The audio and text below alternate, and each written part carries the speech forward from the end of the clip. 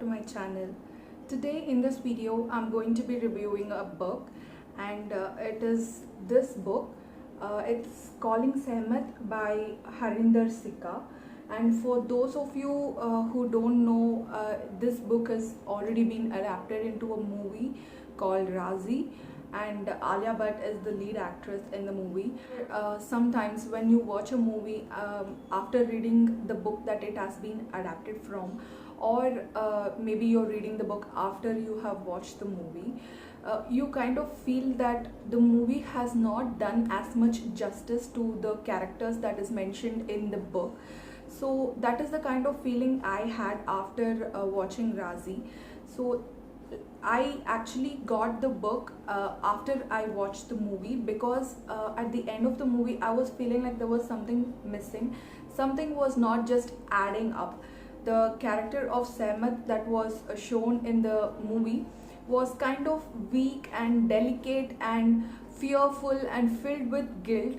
Putting that kind of a character in a tough mission, sending her in as a spy into another country, I don't really understand how that kind of a character can live through all of the predicaments and problems that a mission poses to her.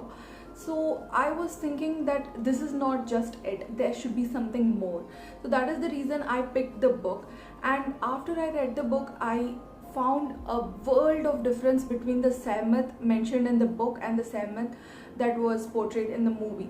Calling Sehmat, or the Sehmat's story, is based on a true incident, and when you're portraying that in a movie, because most people do not prefer reading books, they prefer watching movies over reading books, because of course reading book takes a lot more concentration and time. So instead they can just walk into a theater and watch the movie for 2.5 hours or 3 hours, and they would like to get the essence of the book when they are watching the movie. So when you're making a movie based on the true incident, it is very important to keep it as real as possible and as close to the incident as possible, but that is not what Raazi did. So in this video I'm going to be reviewing the book, and I'm also going to compare it with the movie Raazi, and I'm going to show you how much of a difference it makes when you read a book, the experience that you receive when you read a book and the experience that you receive when you watch a movie, especially in this case where it is based on the true incident of Sehmat, a teenage Kashmiri girl who is being inserted into a Pakistani family as an Indian spy. So it is not an easy task, and being a female, being a teenage girl, she has achieved something that no female in this entire world can even think of. She has sacrificed so much, and she has achieved so much, and she has lived through so much. And I feel that you don't get the complete essence when watching Raazi alone. You have to read the book to understand how much of a difference Sehmat has made for our country. Before I jump into the video, I would like to mention that there are spoilers involved. I am going to be breaking and analyzing the complete story of Sehmat that is mentioned in the book, and comparing it with the story of Sehmat that is mentioned in the movie, that is portrayed in the movie Raazi.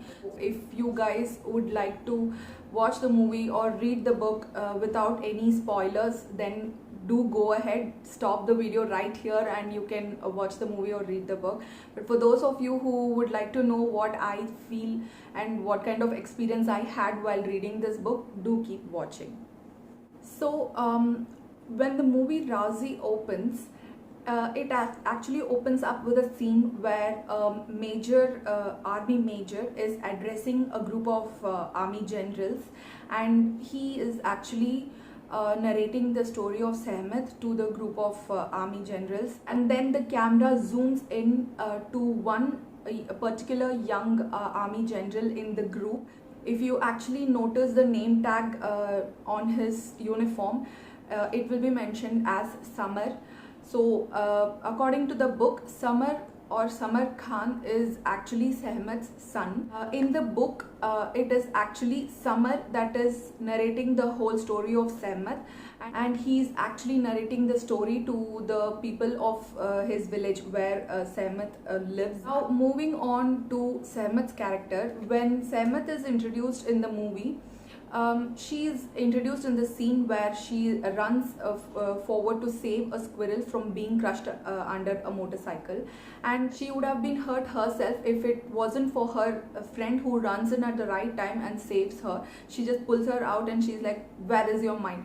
So that is how Sehmat is introduced in the movie. So when you see this scene, you kind of get an impression that Sehmat is that kind of a girl. She's so delicate and soft hearted that she cannot bear to hurt even a bird or a bee.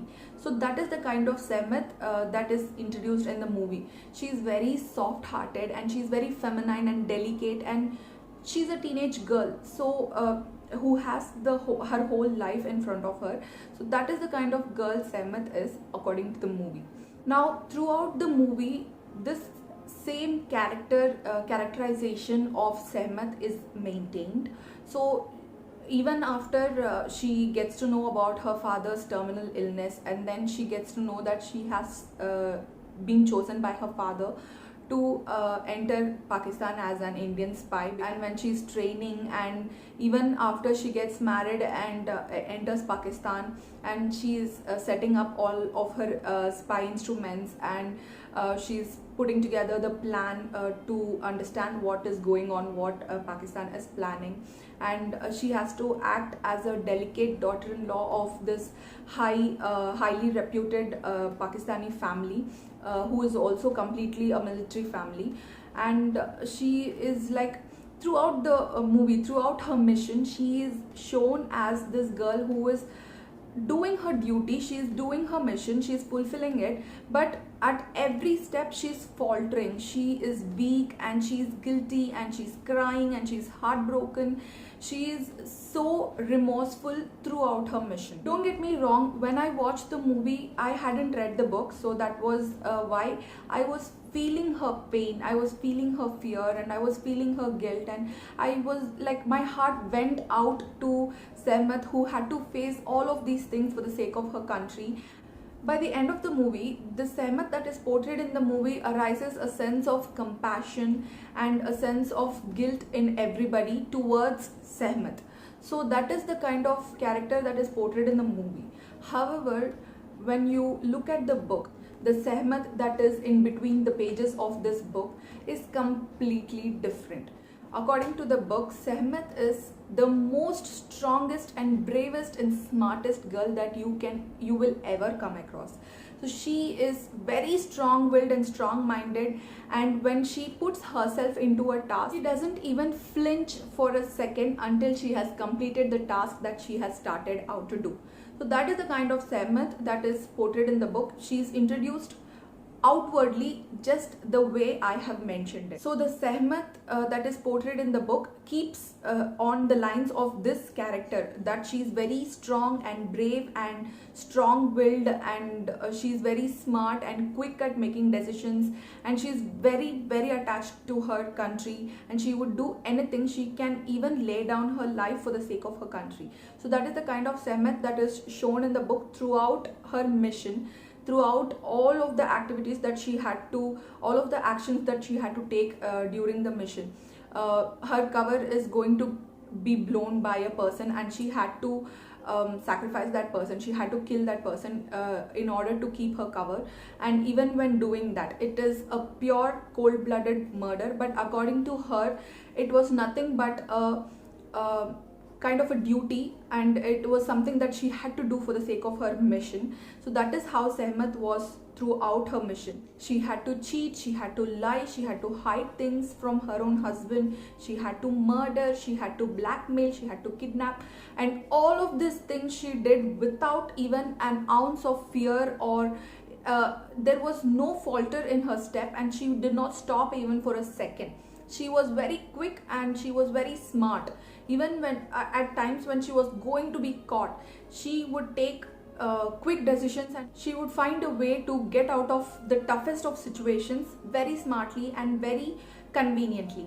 That the one thing that the movie Raazi forgot to portray is Sehmat is nothing but a soldier and she is at war. The Sehmat of the book, she understands very clearly that anything is fair in war, but the Sehmat that is portrayed in the movie, she does not seem to understand that she's a soldier and she is at war. So towards the end of the movie, it is shown that her trainer Mir and his team comes down to Pakistan to try to save Sehmat, because they get to know that Sehmat's cover is blown and she is going to be caught. So they come in and they plan to kind of rescue her and take her back to India. However, the plan does not go by as planned. So everything goes wrong, and Sehmat is almost going to be caught by the army generals of Pakistan.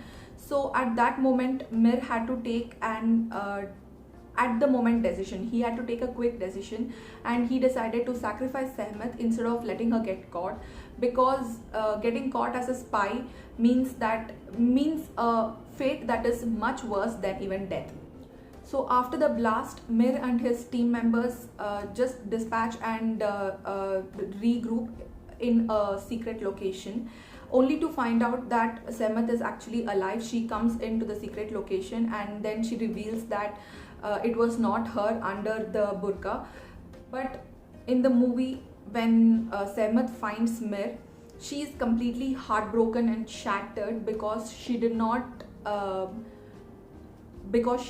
expect that Mir would do such a thing. He would take the decision to sacrifice Sehmat, and in the blast her husband also dies. So she is very heartbroken and she starts blaming Mir for killing her husband, and she starts screaming at him, asking him how he could do that, how he could have the heart to kill Sehmat even after she had sacrificed her whole life for the sake of his mission and for the sake of the country. So when you watch the movie, you feel very sad for Sehmat and everything. According to the book, when Sehmat gets back to the secret location and Mir gets to know that Sehmat is alive, the first thing she asks Mir is, "Oh, so this is your secret location." She is completely graceful and nonchalant about the whole situation. There was a bomb blast and people thought that she was dead and everything, but when she met her team members and when she met her trainer, there was not even a single bit of emotions on her face except for pride, and she was so proud that she had completed the mission successfully. And when Mir questions her about how she escaped the whole situation, very proudly explains the whole situation to Mir, saying that she was already aware that she was going to get caught. So she very smartly switched herself with her own sister-in-law and sent her along with her husband so that nobody would doubt, not even Mir.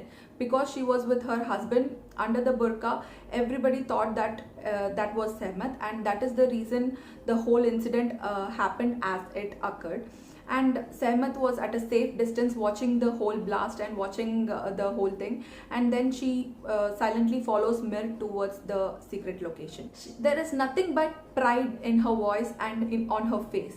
She is absolutely proud of herself that a teenage girl under the training of Mir had exceeded even the expectations of Mir himself. But what catches up to Sehmat is PTSD. PTSD is called post-traumatic stress disorder, and it is very common among war veterans. So what Sehmat fought is also a war. Maybe it was a different kind of a war, but she was at war. And all the actions that she did during the war and all the decisions that she took, all the stress that she faced, it had to catch up to her one way or the other. So she falls into a state of depression, and her stress and guilt and all of that physical and mental and emotional labor she had gone through during the mission had caught up to her finally, and she was pushed to a state where she couldn't even care for her own son.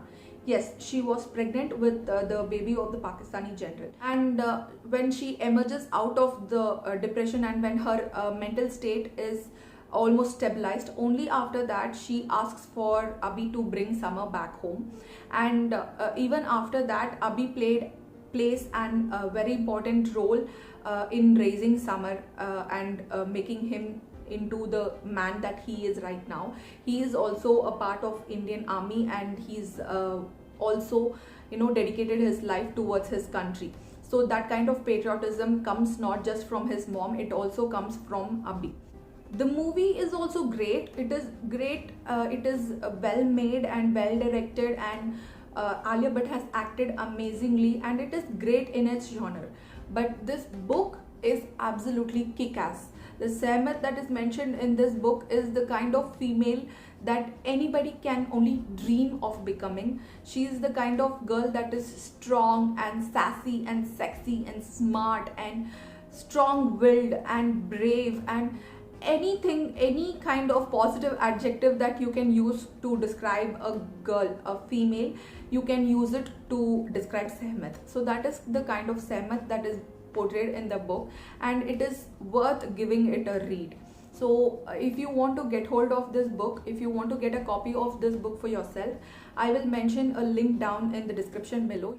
With that, I am closing this video, guys. I did not intend for the video to be so long, but I really loved reading this book and I wanted to share my experience with all of you. So if you have watched so far and if you did like the video, do give it a thumbs up and do not forget to subscribe. Until the next time I come back with another amazing review. Bye bye and take care.